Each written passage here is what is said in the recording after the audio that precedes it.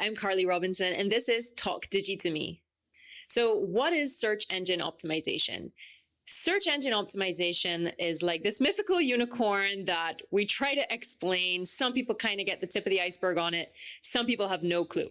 So I'm going to try to explain it for you. Search engine optimization is the process of having your website rank highly in search engine results. So when you open up Google, you type in something because you're looking for it, all the results that come up. If you have good SEO for your website, that means that you'll come up in the top of these search results on Google. So why would a business want to invest their time and, of course, their money in SEO? Well, you want your website to rank highly because you want to be found above your competitors. Let's face it, there's always that competitive edge. You want to make sure that you're found and ranked higher than your competitors. And if you are a new business, you'll want to make sure that your website is even discoverable online for people who are looking for your products and services. Good SEO can also promote trust and build credibility with new and potential customers. Search engine optimization is all about driving organic and unpaid traffic to your site.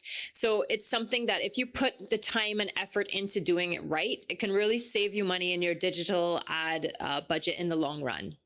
So what are some of the things that you need to include in your SEO strategy? Well, number one, you've got to start with keyword research. This is like the foundation that will affect all the other parts of your strategy.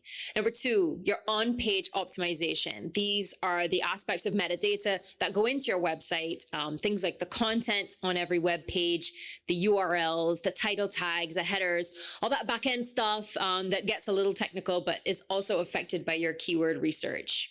Number three, you've got your content marketing strategy. Believe it or not, what you're putting on social media, the content that you're producing for your website, this will definitely help you generate good SEO. Your site health. So it's kind of like getting a doctor's checkup, but for your website, a measure of how healthy your site is. This determines how crawlable it is by Google. It determines the usability. Is the user experience good or bad? Believe it or not, that also affects your SEO. And finally, your Google My Business profile management. This is something that's usually overlooked, but is really easy to do. It's like having a digital white pages listing on the internet. You can start spending time on Google My Business, on local listings, on forums, and that kind of thing. And that helps you boost your SEO as well. So the very first part of any SEO strategy is going to be your keyword research. And that's basically identifying what are the keywords and the families of keywords that you want to be using all across your website to help you rank for those specific things that best describe not only your business, but also the terms that people are using when they search for your business. So for example, if you have an Italian restaurant, you might want to identify the keywords and family of keywords around things like pizza or Italian restaurant near me or best fine dining Italian restaurant. Essentially, you'll be conducting your keyword research to show what's the volume of search around those keywords. So if you have a lot of people using the word pizza, but you don't have a lot of people using the word pasta, for example, you might want to develop a lot of content around pizza to show for that. So this step is really critical because it helps you to develop your content marketing strategy as well, using the keywords that you've identified that you want to use. It also helps you identify what you need to put into your on-page optimization. So for example, if we've identified we want to talk about pizza, your URLs need to have in the word pizza. Your on-page content, that's like the body that people read, that has to have the word pizza over and over, because if you don't have the word pizza on your website, you will not rank for it at all. You need to include the word pizza in your meta descriptions, in your title tags, and your headers. Those are all the metadata that fall into your on-page optimization. So making sure you get the keyword research done from the get-go is really important. Okay, so another really important indicator of SEO is your site health. It's not the only indicator, but it can definitely affect your rankings on Google. So good site health to aim for is about 85%. The top 10% of websites tend to be in that 90% and over region. That requires a lot of ongoing maintenance. Site health is like, you know, your overall health. You go to a doctor, you get a checkup, and you get a measure of how healthy you are. That's sort of like what happens in a website as well. If your site is difficult for Google's little spiders to crawl, meaning it has a poor user experience, pages don't load very quickly, maybe your images and your videos are too big, maybe you have broken links, you have 404 redirects going on, this can affect your site health. And if it affects your site health, it means it's more difficult for Google to examine the content of your website. And if Google can't read it, it can't rank it. So just because you have a brand new website or you have a fairly small website does not mean that your site is healthy. You still do need to get this assessed. And with the work of a developer, you can get it up to that 85-90% marker. So on-page optimization is one of the aspects of SEO that some people are quite familiar with. This is to do with the actual content of the pages of your website, both what you can see, which would be what you would read on the web pages, but also the pieces that you can't see. That would be the meta descriptions, the title tags, the headers, which are essentially the headlines on the pages, as well as the URLs. So this is where keyword research also becomes very important, because if you've done your keyword research, you know what those specific words and phrases are that you need to appear in all of the above. So, for example, if you have an Italian restaurant and you want to talk about pizza, the content on your web pages should have pizza, pizza, pizza, pizza. Your URL should have pizza. Your meta descriptions, which are formatted to tell Google what is the content of the page, that also needs to have your keywords in it. Now, you may also be surprised to know that websites don't just automatically come with all of this SEO content input. If you've just launched a brand new website, you will still need the help of an SEO copywriter to put in your keywords, correct your URLs, and input your metadata. This is something that we do on a regular basis.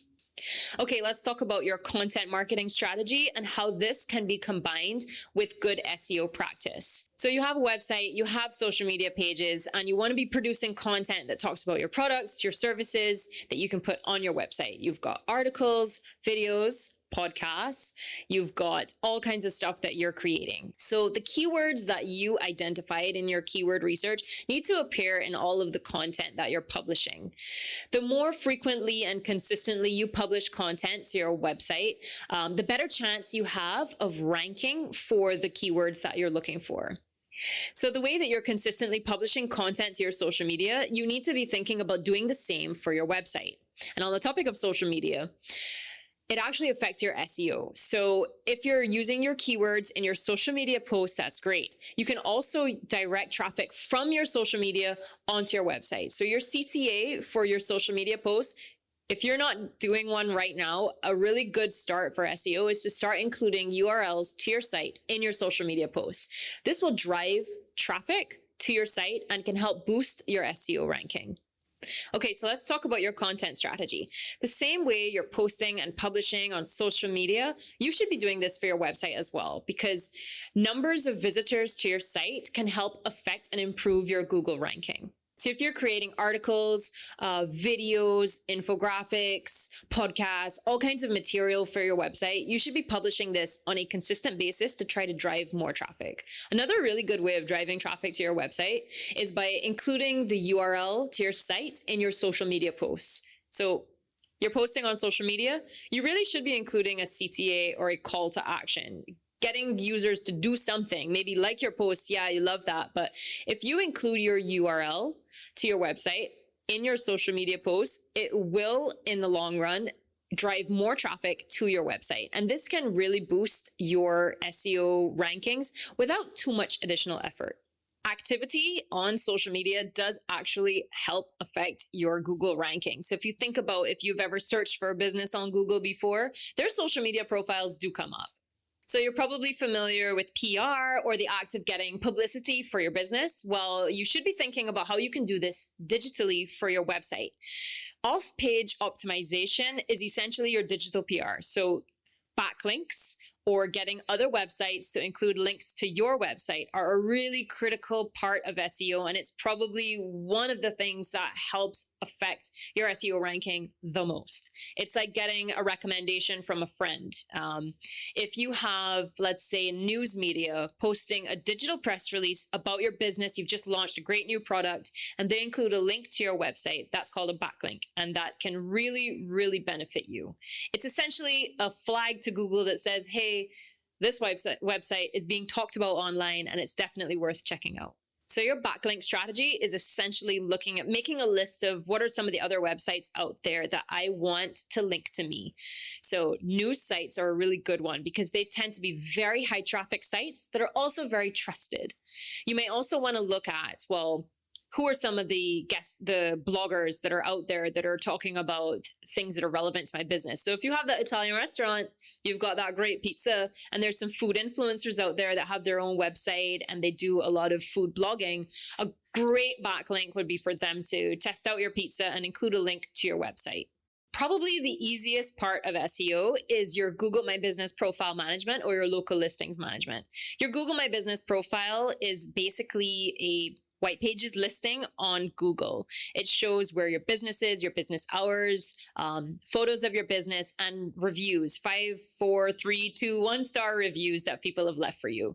If you think about when you've ever looked for directions to a location that you need to go to or a business you're trying to find, the profile that comes up is the Google My Business profile. Managing this profile is so easy to do. You can do it completely without me, but it really is very helpful for you in terms of your SEO as well. You're going to want to do two main things. One, fill out the profile. Think of it as like a social media profile. You're going to want to have your business hours up to date, your website URL, your products and services, pictures of your building if you've got one. And two, very important, get those reviews. You have space where you can get customer reviews in your Google My Business, and it shows your star rating. So from 1 to 5. So make sure, you've got great rapport with some of your customers. Drop them the link to your profile and say, hey, happy doing business with you. Love if you could leave us a review. And usually you'll get back something great. So those are two really simple, really easy things that you can do with your Google My Business profile that people often overlook, but is a really easy entry point into SEO.